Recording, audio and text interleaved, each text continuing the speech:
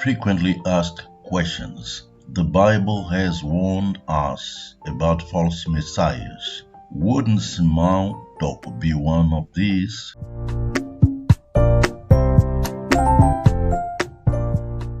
Sisters and brothers, awaiting Simeon, Pastor Melo speaking. Today we are going to analyze and answer the third most asked questions concerning the Third Secret of Fatima. The Bible sounds the alarm bell concerning the false messiahs and the false prophets who will appear in the name of the Lord. Jesus said, "Take heed that no one deceives you. For many will come under my name, saying, I am the Christ, and they will deceive many people." Luke chapter 21, verse 8. In light of the above, the question that also comes up regularly, quite legitimate like all questions relating to FAQs, is the following. Since the Word of God itself warns us about the false messiahs and false prophets who will come into the world, can we not consider that the man of Fatima, namely Simeon Toko, is a false Christ? Sisters and brothers, you will remember that on September 10th, 2020, in my video number 17 entitled 4 Divine Clues to Recognize the Messiah, I had indicated which were the mandatory boxes to tick to be recognized worthy of donning the majestic robe of King of Kings. Subsequently, on April 10th, 2021, in my 58th video, A False Messiah for a False Israel, I went deep into the same theme, taking as a counter-example a contemporary false messiah named Giscard Ben David, who supposedly appeared recently in Palestine, and another from the 17th century named Sabbatai Zevi, born in Smyrna in Turkey in 1626. In this regard, I gave 4 essential clues that characterize the true Messiah. First, a celestial sign announcing his birth. Second, a precursor prophet destined to straighten the paths of the Master. Third, a predestined name prophesied in the Bible, defining his mission. Fourth, power over death mentioned in John chapter 10, verses 17 to 18. It must be recognized that the two clues coming in first and fourth position are likely to confuse any self-proclaimed Messiah because they are beyond human reach. Of all the prophets who came after Jesus Christ and who are the subject of the warning quoted at the beginning of this video, none, I repeat, none was announced by a celestial sign whose witnesses were numerous enough to make it believable. Even Christ, during his first passage on earth, had as witnesses only a handful of people, the Magi from the east and the neighboring shepherds informed of the event by angels. Compare with the announcement of the birth of the man of Fatima in 1917. An angel sent by the Most High appeared not once but 6 times to little shepherds. During her last apparition, a miracle eyewitnessed by 70,000 to 100,000 people, the sun dance phenomenon occurred. Among the witnesses were many atheists, believing neither in God nor in miracles, and they were forced to recognize that they had witnessed an inexplicable spectacle, that is to say, beyond the reach of human understanding, and what was not possible 2,000 years ago. As we have only written accounts of what happened then, this time pictures of the miracle are available to anyone who doubts. Only this first criterion, brilliantly fulfilled by the man of Fatima, should strip away any doubt that he is indeed Sol Invictus, the undefeated sun. Disregarding all the other criteria mentioned above, today we are going to focus on a single and unique criterion. We chose it because it is unachievable by a false messiah. Here is the criterion. The mere presence on earth of this person must cause an upheaval likely to inevitably change the course of history. The man of Fatima, the unrecognized Son of Man, passed this fabulous examination with flying colors, just as 2,000 years before he had turned human history upside down, dividing it into two distinct eras, before and after him. So there will be, when the time comes, a before and after Fatima. Jehovah's Witnesses have come very close to the truth in this respect by establishing that Christ had begun to reign over the world from heaven, because they could not imagine that he had returned earth from the year 1914. The following hymn of the Toko Church praises this criterion.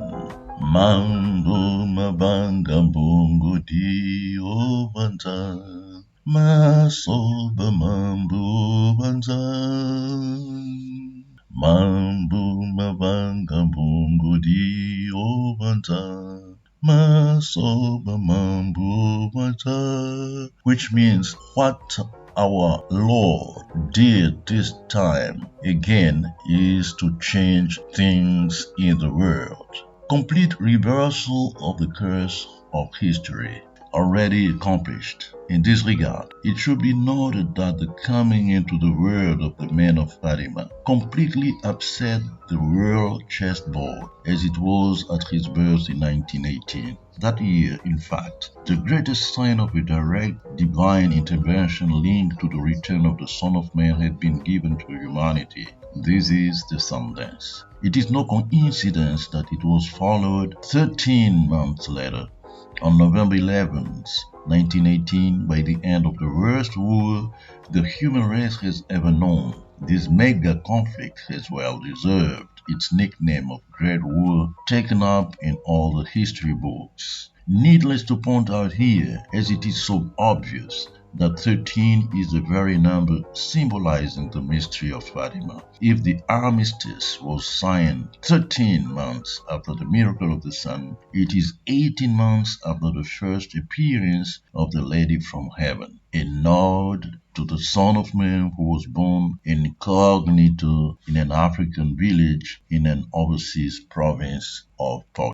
The child announced in the passage of Revelation chapter 12, verse 5, was born in an environment far more disadvantaged than when he first came to Palestine. Read on this subject Isaiah chapter 53, verses 1 to 3. Let us dissect the divine messages contained in watermark in these dates. May 13th. May 13th equal 13 plus 5. The 12 last decade of a clock symbolizes the end of an era. The 13 consequently symbolizes the beginning of a new era. The 13th also reflects the beginning of a reign, number 4 resulting from the addition of 1 and 3 being the biblical symbol of kingship.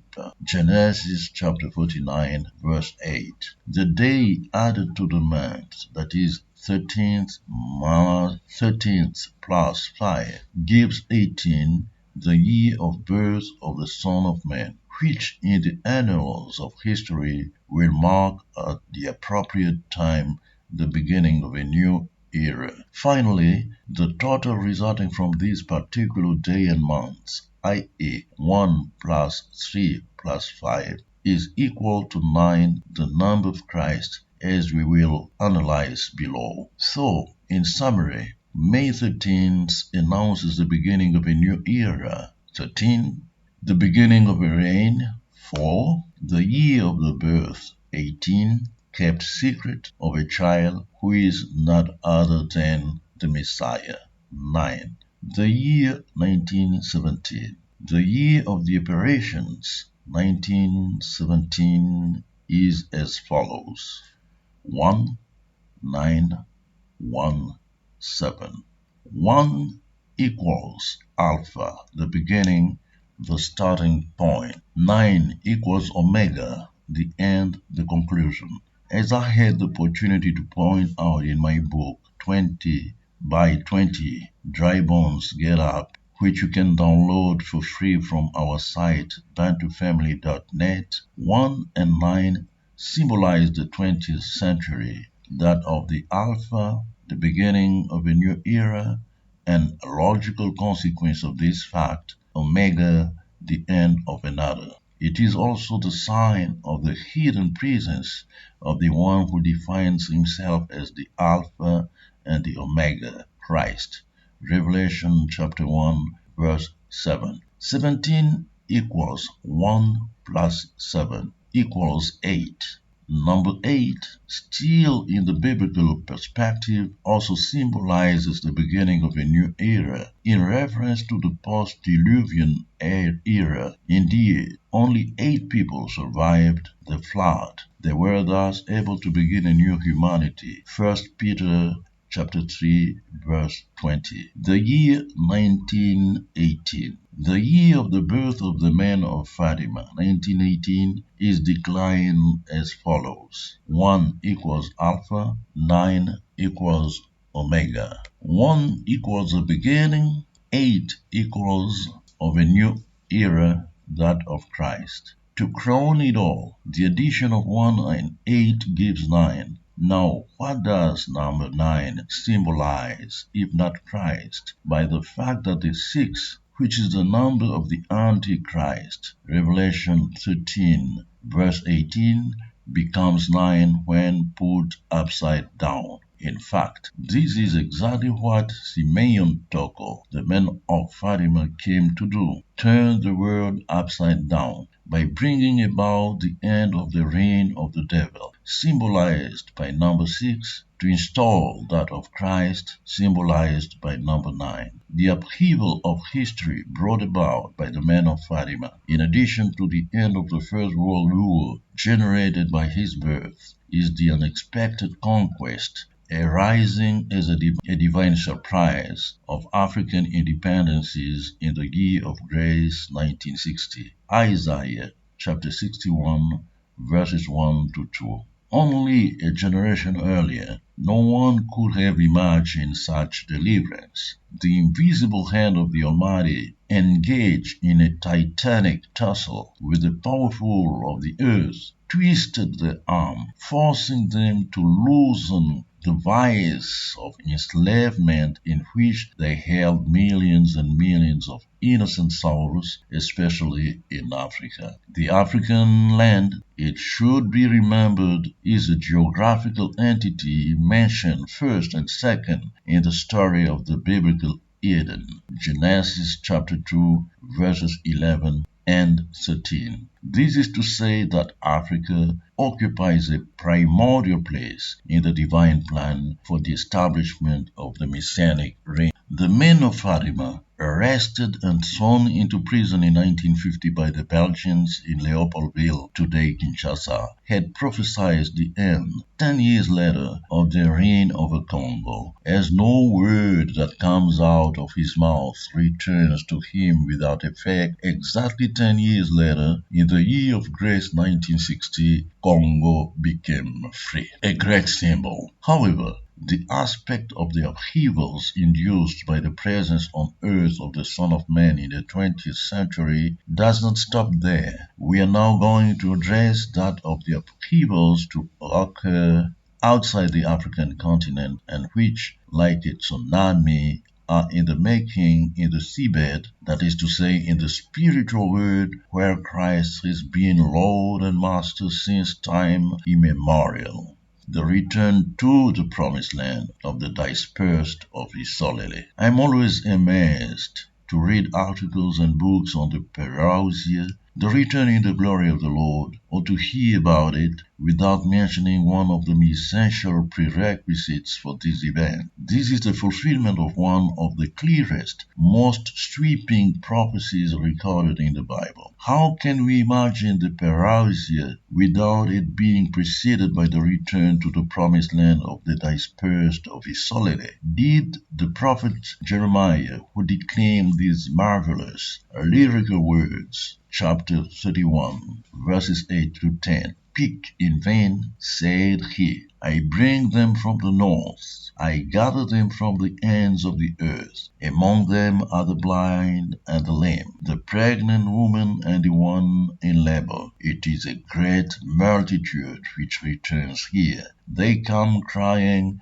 and I lead them in the midst of their supplications. I lead them towards torrents of water, by a smooth path where they do not target. For I am a father to Israel, and Ephraim is my firstborn. Allow us, at this stage of our discussion, to emphasize the extreme importance of knowing what the Hebrews really are like. Indeed, it is an indispensable tool for understanding Bible prophecy. Once it is known that the true Israelites today are black, African, Jeremiah's prophecy above becomes crystal clear. The true diaspora of Isolele are the millions of Africans who, in accordance with prophecy, were torn from their homeland, sold into slavery, Deuteronomy chapter 28, verse 32, and held in bondage for 400 years, Genesis chapter 15, verse 13. To consider that the aforementioned prophecy concerns the fake Sephardic and Ashkenazi Jews who have taken over the tiny territory of Israel in Palestine is a delusion,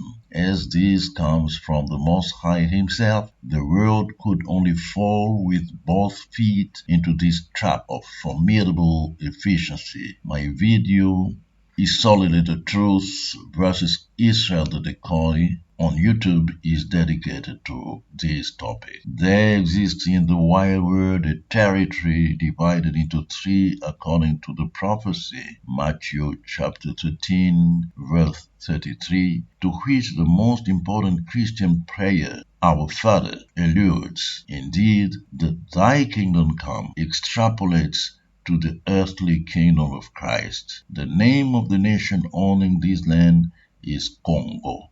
Now, Congo means kingdom, as easily demonstrated by the English word kingdom, built on the same linguistic root. So when Christ affirmed that the kingdom did not come in such a way as to strike the eye, that it was in the midst of men, he was referring to Congo, geographically located at the navel of the world, to clearly mark the central role that it is called upon to play in the history of the human race. The return of the true dispersed of the Most High announced in Ethiopia, the old generic name of Africa, Zephaniah chapter 3 verse 9, will cause a north-south shift of the kind 6-9 of the world's center of gravity. What other voice will have the power to provoke this tidal wave, if not that of the man of Fatima, the unrecognized Christ who secretly returned to earth in the 20th century? Thus become comprehensible prophecies such as that of Isaiah chapter 60,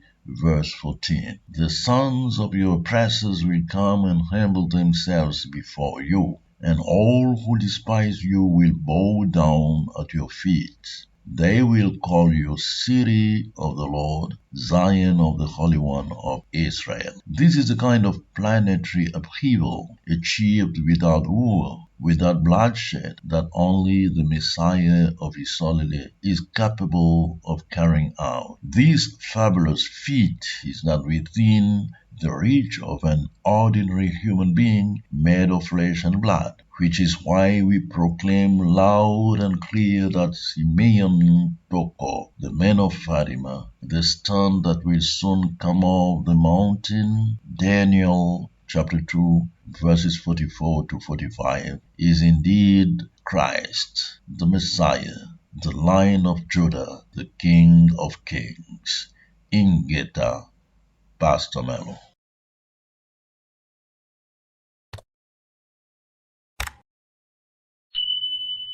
C'est loué, mon ongele, lusala e luvu vamu.